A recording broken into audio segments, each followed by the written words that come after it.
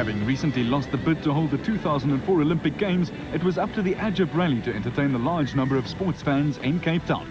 Round 6 of the National Championship drew a large crowd to the Brackenfell shopping centre where the start and stage 1 took place. With 5 rallies gone, the season is turning out to be the most competitive of the 90s. 11 times champion Cyril van der Merwe and Frans Boshoff lead the title race for Daewoo and have a clear advantage over Toyota's reigning champion Serge Damso and Vito Bonafide. So this rally, you're the one who's doing the chasing? Yeah, you know, after 2 events, mechanical problems, we've dropped from first, leading the championship down to 5th, so it's a bit of a disappointment. I hope I can have a good run on this event, and you know, it's difficult and it's going to be quite tough out there. The Agip Rally continued the modern trend of the opening stage being a spectator-friendly affair in the tight confines of a car park. Drivers and navigators detest them though. Damso and Bonafide were first into the special and had the unenviable task of sweeping the tarmac for those following. Hold on, now we're going to take you for a drive in a parking lot.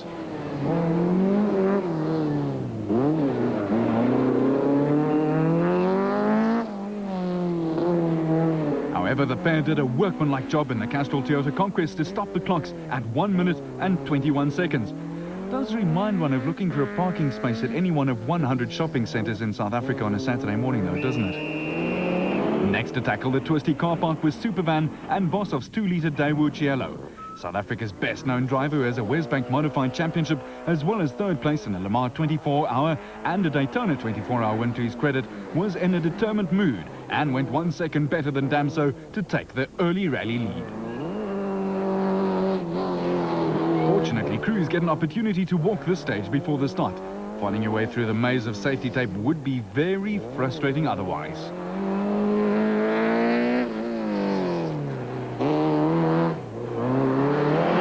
Behind them were Sasol Rally winners Enzo Keen and the vastly experienced gentleman navigator Guy Hodgson in the other Daewoo.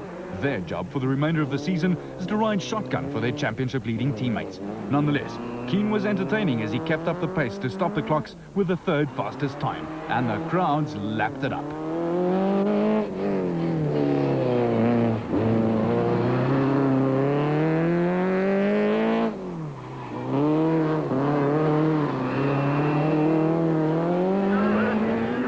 After running in the Formula 2 class in the previous events, Jannie Habig and Douglas Judd finally took the plunge and converted their Stanbrick Golf to S16 specifications.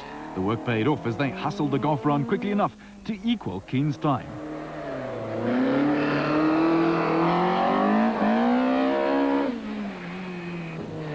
After a cautious start to the season, while they got used to the Formula 2 Sasol Ford Escort RS2000, Paulo Piazzamusa and Nick Haddon's performances lately have been real eye-openers. They were desperate for good result and set off to prove a point. This incident, however, was to cost a couple of valuable seconds, and they finished 5 down on the more powerful car of Van der Merwe. But they ended the test 2 seconds behind their class rival, Chart van der Walt and Cindy Harding in the Absa Props Golf. The giant-killing act of the season has come from KwaZulu-Natalians Etienne Lawrence and Robert Paisley in the Team Total Toyota Conquest. They hold 2nd place in the points log and lead Class S18 by the proverbial country mile.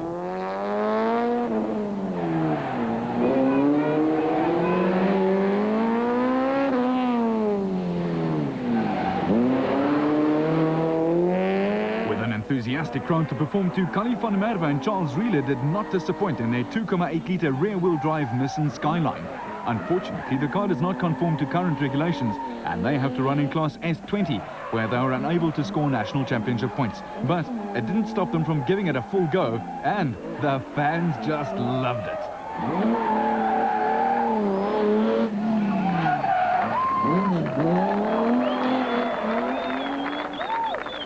That's why the fire engine was there. From Brackenfell, the event moved to the well-known Killarney racetrack for stage 2, which was a combination of tar and gravel. Damso and Bonafide set the early pace, the Toyota sounding crisp in full flight, and Serge knowing that nothing less than a win on this event would have to do.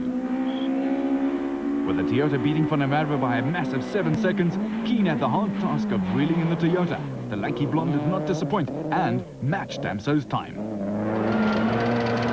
others tried a bit too hard. Piazza Musa was in full flight, but got it wrong and slithered into a fence and put a massive dent in his pride and the escort.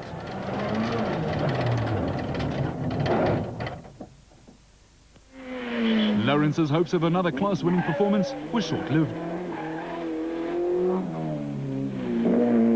Halfway through the stage, the Toyota's motor started sounding rather rough and began blowing its oil out through the breather. And it wasn't long before he parked it for good.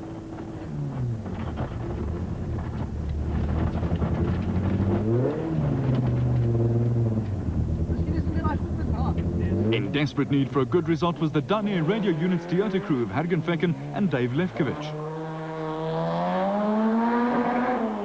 And a very, very lucky escape for Terry Brandt and Marty Olivier, who found old skin rally tyres not suited to gravel. No harm done, and they were back in the hunt rather quickly.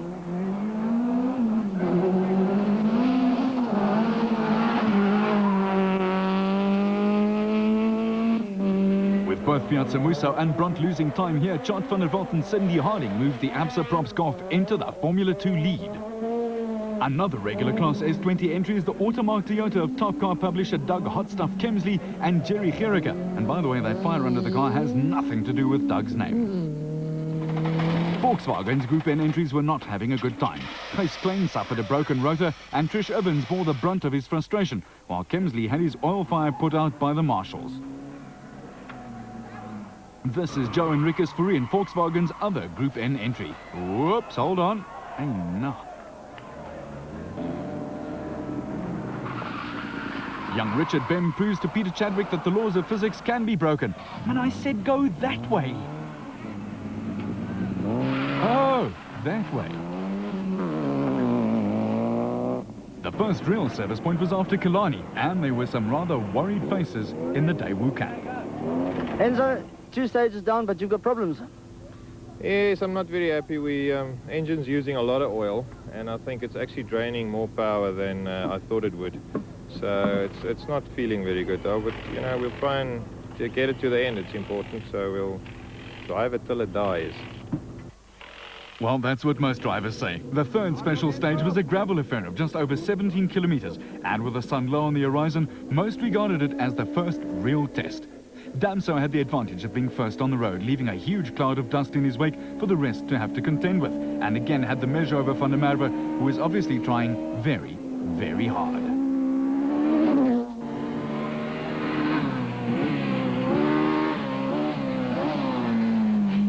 They don't call him Sideways Saddle for nothing. If Keen's engine was down on power, it certainly didn't show, and he went on to record the second fastest time, just 2 seconds slower than the Toyota. The Sassel Ford Escort was also going well, and Piazza Musa proved the fastest of the F2 contingent. Next best in the class were Brandt and Olivier in the Jimco Volkswagen Golf.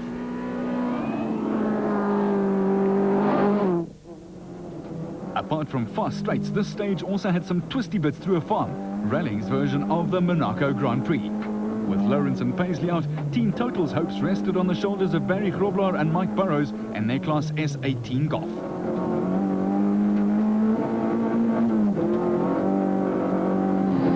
Also in Class S18 is the rapid Wurf-back Toyota Conquest of Berto Mostert and André Vermeulen, who have made a very good impression so far this season. The local crew of Willem Lowe and Johan Barnard were also going well in their Golf Mark III. Those further back had already fitted lights in anticipation of darkening skies. This Golf belongs to Port Elizabeth's fastest traffic comp Keith Coleman and Uwe Koch, while Dean Saunders was leading the Group N battle for Toyota. More locals, from Klein Monta, Pierre Goosen and Ossie de Jong, they have a very high finishing rate and could be one of the surprises. Group N championship leader Ben and Isabel van der Westhuizen lost a lot of time when their Daewoo stopped at Killarney, but they were finally back up to speed. And as the sun said its goodbyes, some teams took stock. Douglas, you've got problems. Yes, Steve, after stage 2, our clutch backed up and we had a lot of public traffic on the road, and that just caused a bit more trouble. And it's gone completely now, so now at the start of the stage we have to switch the car off, put it into gear and then get started on the starter motor. Luckily, the gearboxes are quite strong, so we manage in the stage to maintain our speed, but we are dropping a little bit of time. We'll have to wait until tonight to fix it, and then tomorrow morning we'll be back up to speed again. Indeed, Douglas, as they say in the classics, more is nog 'n dag.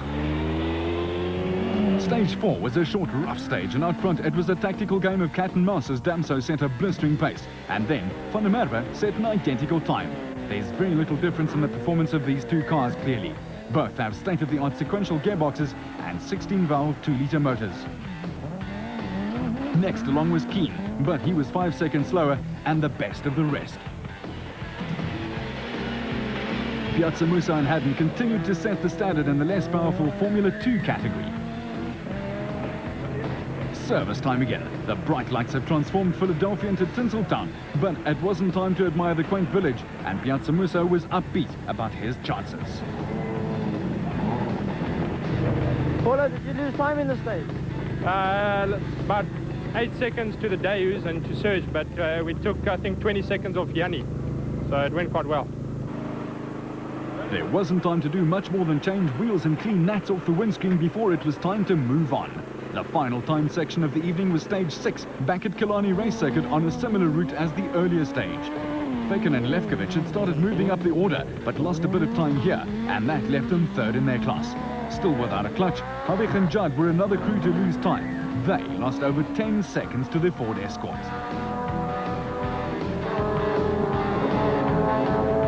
It was a stage Brunt won't forget in a hurry. His unsuited tyres caught him out, and the Golf slid into a wall and punctured a tyre, which left an evil handling car for most of the way. Ultimately, he was almost a full minute slower than Damso.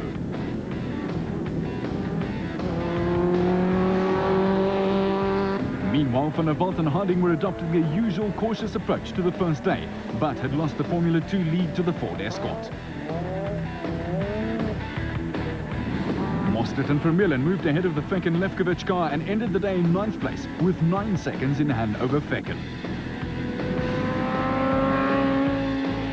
Team totals Tony Ball and Brian Duncan were just outside the top 10, but they, like Van der Walt, also erred on the side of caution for the first day. At the final control, Damso and Bonafide clocked in a minute late, for which they incurred a 10-second penalty. That left Van der Merwe and Boshoff in the lead, followed by Keen and Hodgson. So you lost a lot of time on stage 5. What happened? We lost fuel pressure on the second last stage, so that put us down into a very fast, high-speed stage. So unfortunately, we didn't go very well. And then, of course, the last stage, the Killarney, we also made a bit of a mess there. So anyway, tomorrow we'll see another day.